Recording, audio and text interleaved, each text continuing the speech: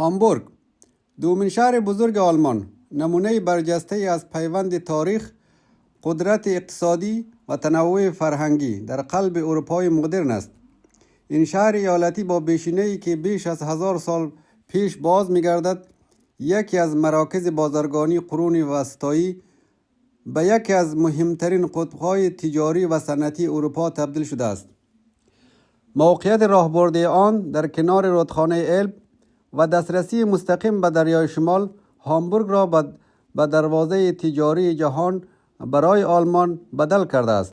امروز هامبورگ نه تنها به عنوان یکی از ثروتمندترین مناطق آلمان شناخته می شود، بلکه به دلیل ساختار اداری مستقل، زیرساخت‌های پیشرفته، بندر بین المللی، صنایع هوافضایی و فناوری‌های نوین جایگاه ویژه‌ای در اقتصاد اتحادیه اروپا دارد.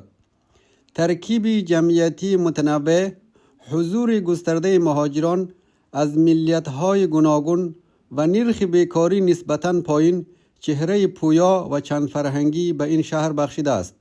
در واقع هامبورگ الگوی موفق از توسعه شهر پایدار است، شهری که توانسته میان میراث تاریخی خود، الزامات اقتصادی جهانی تعادل برقرار کند و همچنان نقش کلیدی در آینده اقتصاد آلمان ایفا نماید.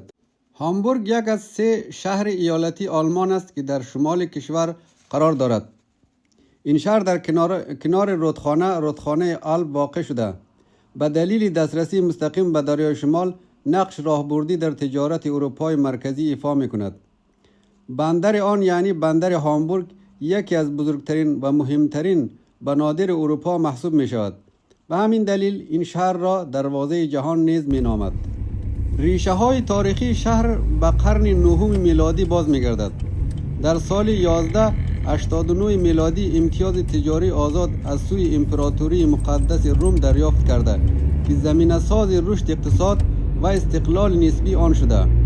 عضویت در اتحادیه تجاری هانزا در قرون وسطی جایگاه آن را به عنوان یکی از مرکز مهم بازرگانی در شمال اروپا تثبیت کرد.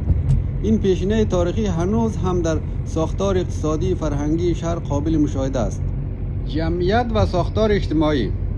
جمعیت هامبورگ حدوداً 1,900,000 نفر است و بیش از برلین دومین شهر بزرگ آلمان به شمار می رود. حدوداً 30 تا 35% از ساکنان دارای پیشینه مهاجرتی هستند. این رقم نشان دهنده تنوع فرهنگی بالای شهر است. گروهی بزرگ مهاجرین شامل اتباع ترکیه، لهستان، سوریه، افغانستان، اوکراین، بلغارستان و کشورهای حوزه بالکان می باشد. این تنوع جمعیتی هم فرصت اقتصادی ایجاد کرده و هم چالش‌های اجتماعی خاص خود را به همراه دارد.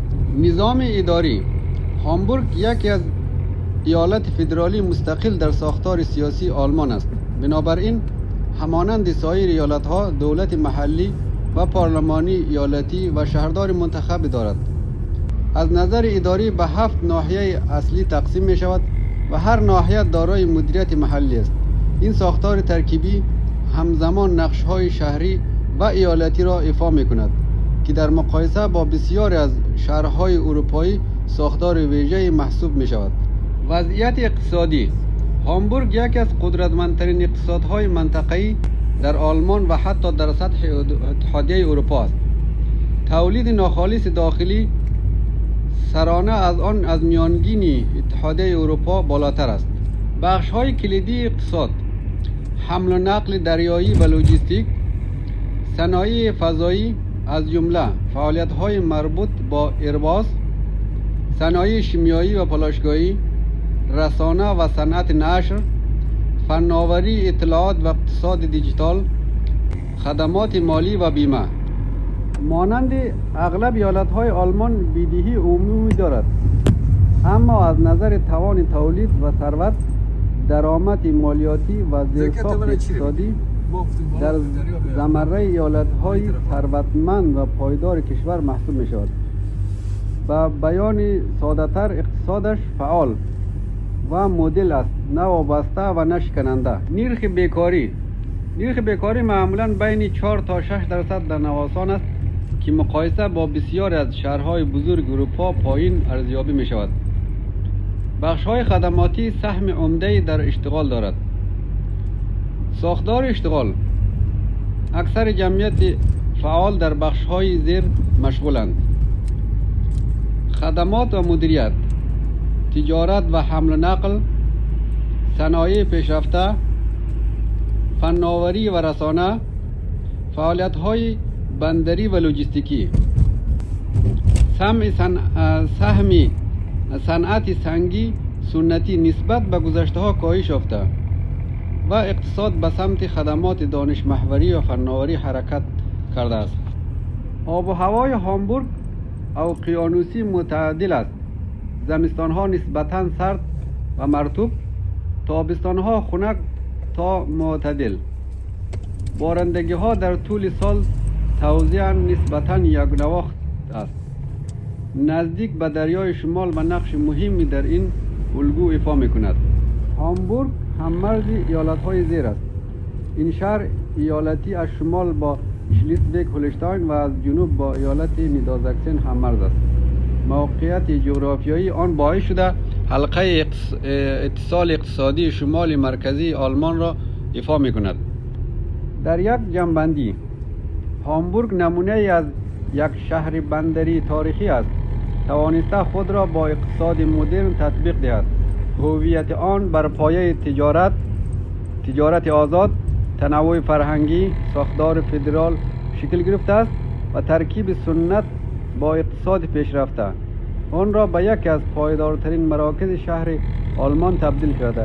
شهری که نه فقط قدیمی است بلکه همچنان کار میکند، ثروت تولید میکند و چیزی که بسیار از شهرهای تاریخی دنیا فقط در خاطراتش را دارند. لطفاً برای حمایت از ما کانال را سابسکرایب کنید و ویدیوها را لایک نمایید. با فعال کردن زنگ اعلان ها از ویدیوهای جدید ما با خبر شوید. حمایت شما باعث دلگرمی و ادامه مسیر ما خواهد بود. یک دنیا جهان سپاس تا ویدیوی بعد. خدا نگهدار.